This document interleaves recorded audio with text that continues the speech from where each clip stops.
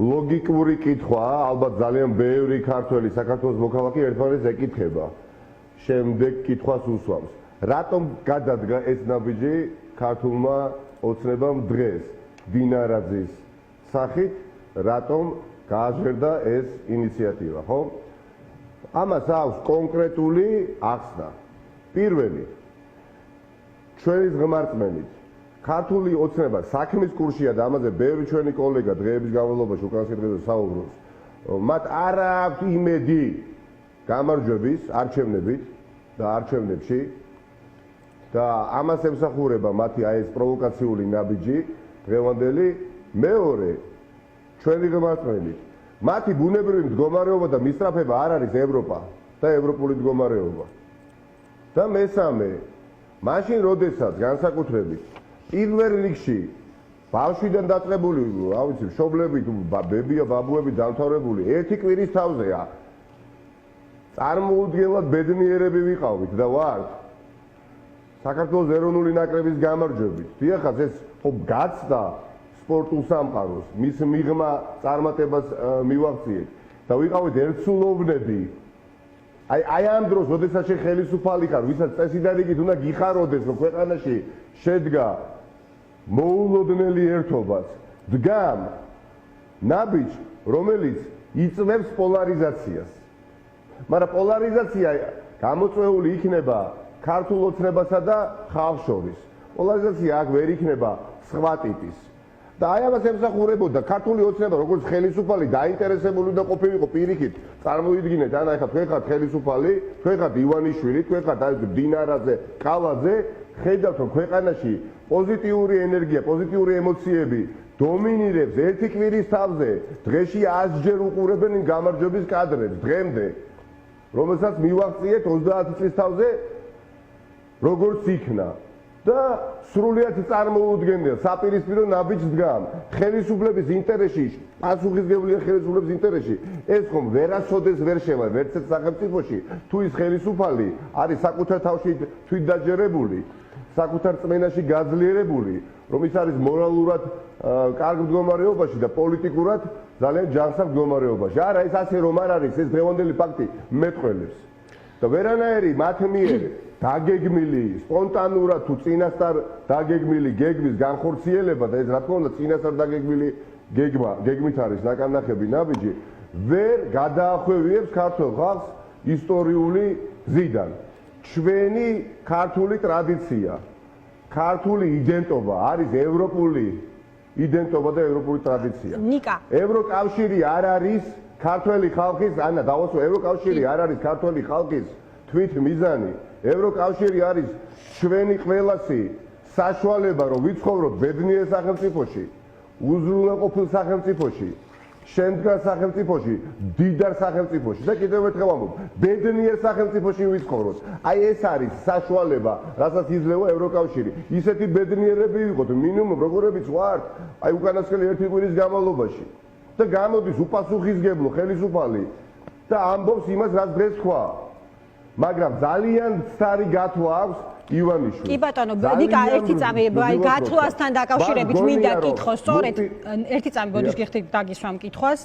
ნებისმიერი ხელისუფალისთვის, პოლიტიკური ძალისთვის რაღაც თვითლიკვიდაციის რეჟიმია, ხო, აი მუდმივად გადაგდებების რეჟიმში ამყოფო საკუთარი ხალხი და საზოგადოება. აი დღეს პაპუაშვილის ხვები არაერთხელ უმეორებდნენ მათ შორის ოპოზიციონერ დეპუტატებს და ხალხს, ხო, პირველ რიგში, რომ აი გაგივიდათ და აღარ გაგივათ.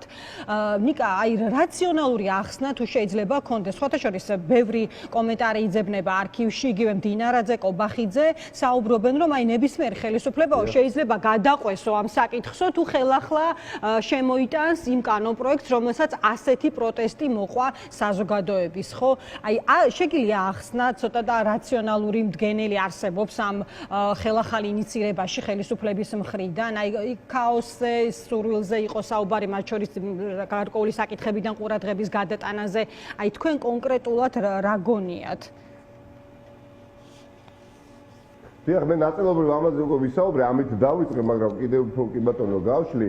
დიახაც, ქართული ოცნების ბიოგრაფია სავსეა მაგალითებით ქართული ხალხის მოტყუებისა. სავსეა, მათი ღერძია ეს ყველაფერი. ნებისმიერი ხელისუფლება პასუხისგებლიანი და პირველ რიგში თავდაჯერებული ყველაფერს აკეთებს, რომ მსგავსი ფოთვები საზოგადოებაში არ შემოიტანოს. მაშინ განსაკუთრებით ასევე, როდესაც ხალხი მართლაც ბედნიერია, ხო ბედნიერები ვიყავით. პრობლემები, საყოფაცხოვრებო პრობლემები, გეოპოლიტიკური და პოლიტიკური კი არა, საყოფაცხოვრებო პრობლემები დაივიწყა ხალხმა ამ ხარისხის ბედნიერებით, ცარიელი მაცივრები დაავიწყდა ხალხს. პირილავე ცრემლებამდე ბედნიერები ვიყავით ყველანი ერთი კვირის თავზე. დღესაც და ხოლმე გაგრძელდებოდა უსასრულოდ ივნისამდე, ივლისამდე. და ამას როდესაც აკეთებ შენ, რა თქმა უნდა, არ ხარ საკუთარ თავში დარწმუნებული და იცი და ამით ადასტურებ, რომ ის ყვადაღებული რაღაცა რიტორიკა ქართული ოცნების ისინი მიიღწევენ და მოიპოვენ კონსტიტუციურ უმრავლესობას, რომ მათ ეკრება 60%. არ არსებობს სცენარი, რომლითაც იმარჯვებს 2024 წლის არჩევნებში ქართული ოცნება და ეს ჩემზე კარგად იცის ბიძინა ივანიშვილმა და მისმა გუნდმა. იმიტომ რომ ტარდება ყველაფერს თავი დავარებოდა მეცნიერული კვლევები, სოციოლოგიური და იციან უდევს ეს მატერიალური სახით ეს კვლევები. რომ დაბალი მხარდაჭერა აქვთ ნიკა? როდესაც ჯერ კი არასაკმარისი იმისათვის რომ დააკომპლექტო მთავრობა. სრული პასუხისმგებლობით ვამბობ და უბრალოდ ვარაუდი არ არის. ტარდება დიახაც, ტარდება სხვადასხვა ტიპის სოციოლოგიური კვლევები, გვაქვს კომუნიკაცია ხო საზოგადოებასთან, მაგრამ საზოგადოებასთან კომუნიკაციას თავი დავანებოთ, ხო? არსებობს კონკრეტული საზოგადოებრივი აზრის გამოკვლევის შედეგები, ხო? აბა ეხლა რითი არის განპირობებული, არ არსებობს საღი აზრის ფარგლებში არ ჟდება, ხო? ის თავდასხმა ოპოზიციური პარტიის ლიდერებზე ის არ ვიცი, ნიაღვარი ცილიწამებისა, პროპაგანდისტული იარაღი და გახსნილი ცეცხლისა თითქმის მთელ ოპოზიციურ სპექტრზე განსაკუთრებით პარტია ახალზე, დიახაც არ მინდა სხვანაირად გაიგო, ხო? პარტია ახალზე, მის ლიდერებზე, ჩემზე, ნიკა გვარამიაზე, რასაც ისინი კადრულობენ უკანასკნელი კვირების განმავლობაში, ხო, აღვირახსნილ, ამორალურ, უბინძურეს პროპაგანდას აწარმოებენ. რატომ? ძლიერის პოზიციიდან ხელისუფლება არასოდეს ასე არ იქცევა და ნებისმიერი მათ მიერ ნასროლი პროპაგანდისტული ჭურვი მათ ფეხებდანვე პოლიტიკურად აფეთქდება. ეს ხდება. და ამაში რომ დარწმუნდა, იმის მაგივრად ნებისმიერი ხელისუფლება, ნახეთ, ნებისმიერი ხელისუფლება ეცდებოდა დღესაც გამოსულიყო კიდე გაეხსენებია ეს ბედნიერი წუთები და საათები და ის რეალობა, რომელშიც დღეს უკვე მერვე დღეა ვიღვიძებთ, ხო? არა, საპირისპირო რეალობაში უნდა. გასაგებია, ნიკა, შემდეგ კითხვასაც დაგისვამთ. ანუ ღამის ეთერისგან განსხვავებით ცოტა ნაკლები ფუფუნება გვაქვს დროის თვალსაზრისით, ამიტომ მინდა რომ რამდენიმე კითხვის დასმა მოვასწრო თქვენთან. შემდეგი კითხვა ეხება ოპოზიციის სტრატეგია და ტაქტიკა რა უნდა იყოს ასეთ შემთხვევაში. ანუ ხელისუფლებამ გადადგა ის ნაბიჯი, რომელიც გადადგა, ანუ ძალა, რომელიც ამბობდა, რომ ხელახალი ინიცირება სამკანონ პროექტით შესაძლოა გადაყოლო და დღეს გვეუბნება რომ დიახის გამოდის ხელახალი ინიციატივით, ხო, ეგრეთ წოდებულ რუსულ კანონთან დაკავშირებით, მაგრამ რას იზამს ოპოზიცია, ქუჩით თუ ქუჩის გარეშე? ეხლა ვკითხულობდი ჯაფარიძის გამოხმაურებას, ზურა ჯაფარიძეზეა საუბარი, რომელიც ამბობს, რომ ქუჩა და პროტესტი არის ერთადერთი გზა და გვაქვსო კონსულტაციები პარტიებთან.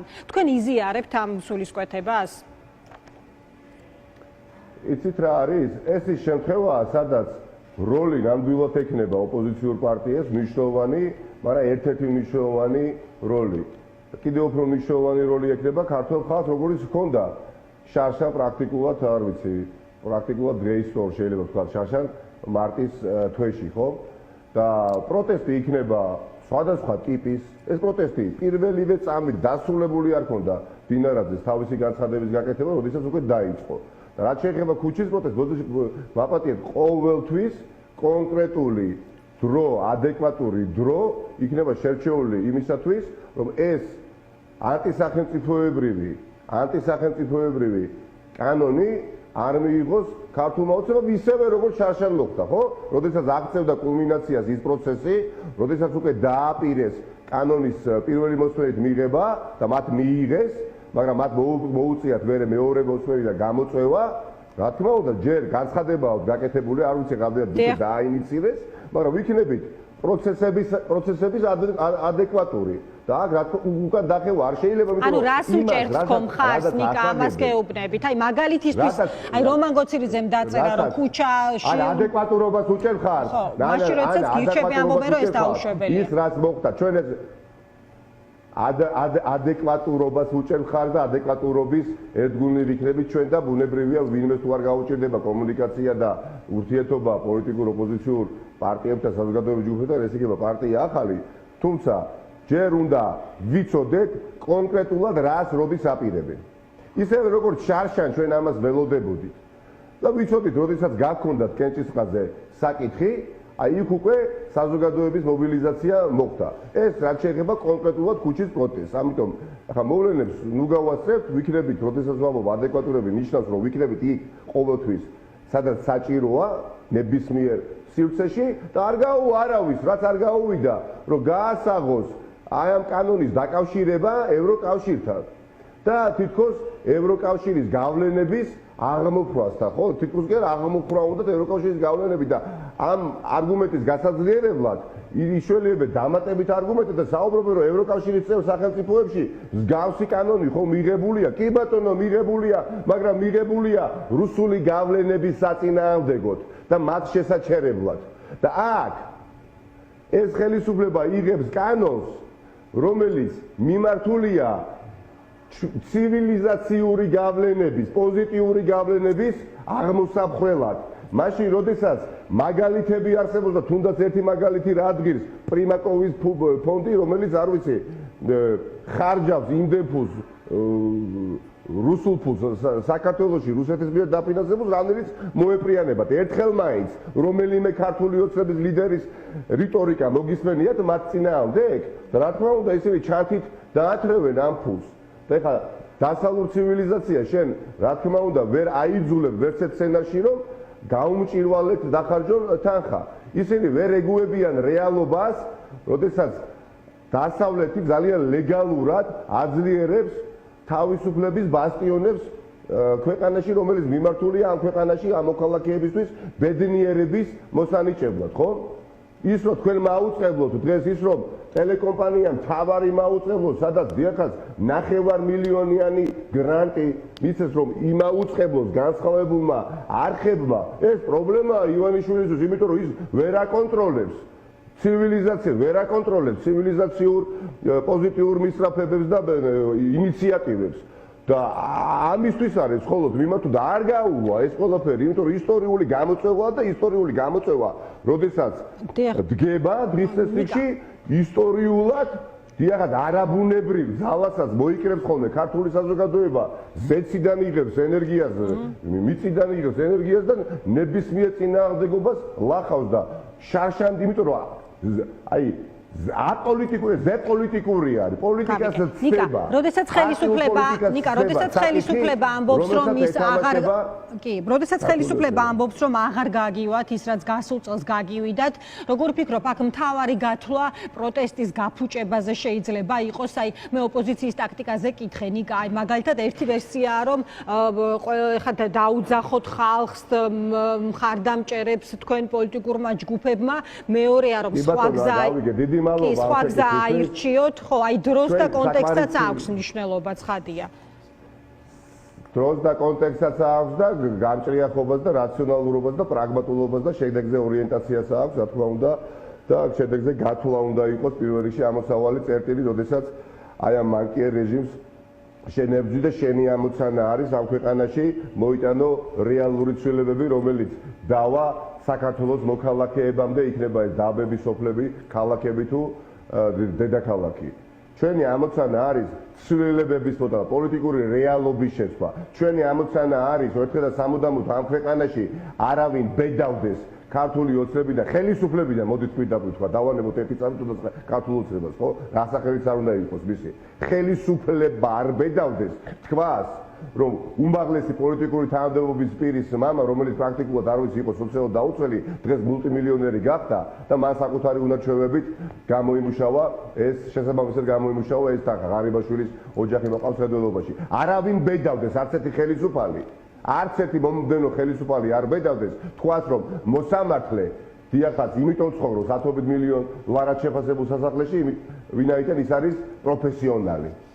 აი ამას რომ ბედავენ და ეს რეალობა რომ დააყენეს ქვეყანაში და ამის შენარჩუნება უნდათ, რა თქმა უნდა, ევროპულ დასავლურ ცივილიზაციასთან პოლიტიკურ მჭიდრო კავშირში ყოფნა ნიშნავს, რომ შენ ამ ტიპის ხელისუფალი ძალაუფლებას ვეღარ ინარჩუნებ. ვერ ინარჩუნებს ივანიშვილს ეხლა და მის წარმომადგენლებს კალაძესა და სხვებსაც, რა თქმა უნდა, ადამიანურად, ტურისტულად ურჩევნია დასავლეთი და იქ მოხენა და იქ დროის ტარება და იქ სახლებიც ყიდვა, მაგრამ პოლიტიკურად ურჩევნიათ იყვნენ სიამტკბილობაში რუსეთის ხელისუფლებასთან, პუტინის ხელისუფლებასთან, იმიტომ რომ დასავლეთთან, ანუ ცივილიზაციასთან ის ხას უსვამ, მეგობრობა პოლიტიკური ნიშნავს, რომ შენ ვეღარ წყვეტ საკუთარი ხალხის ბედს და ხალხი წყვეტს საკუთარი თავის ბედს. აი ეს არის მნიშვნელოვანი ფუნდამენტური განსხვავება ცივილიზაციასა და არუსი მოსკოვსა და ნიკა, მეკითხეთ პროტესტის გაფუჭების სურვილზე, რომელიც არავის გაუკვირდება. საკმარისი გამოცდილება მივიღეთ რა, ვიქნები. და ვერ მოახერხებს ამას? არავის არა, საკითხს არა. შარშანდელი მარტი დიახაც, საკმარისი გამოცდილება აქვს მიღებული ქართულ საზოგადოებას, მათ შორის პოლიტიკურ სპექტრსაც. ახლა ყველაზე მეტად შეიძლება მე და ჩემი მეგობრები უნდა ვიყოთ ახლა ყიჟინის ასე ვთქვათ გამხომავნებლები და დღეს კონკრეტული ნაბიჯის გადადგმისკენ მომწოდებლები, მაგრამ შედეგზე ორიენტირებულები უნდა ვიყოთ და თქვი ზემოთ. როდესაც იქნება კონკრეტული თარიღები ცნობილი, როდესაც ქუჩის აქციის ფარგლებში ვსაუბრობ. როდესაც იქნება კონკრეტული ვადა ცნობილი, როდის აპირებენ ეს ადამიანები ხორცის შეასხან, ბუნებრივია კულმინაციას მიაღწევს პროტესტი მაშინ იმ დღეებში, ისევ როგორც ეს მოხდა შარშან.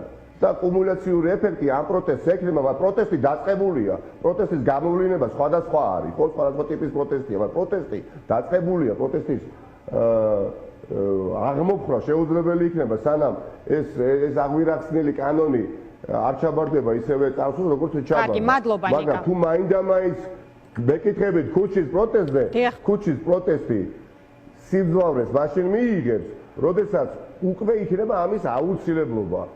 და ეს აუცილებლობა, რა თქმა უნდა, შეუმჩნეველი არ დარჩება არავისთვის, ისევე როგორც შარშან, ხო, როდის შევიკრიბეთ რუსთაველის გამზირზე.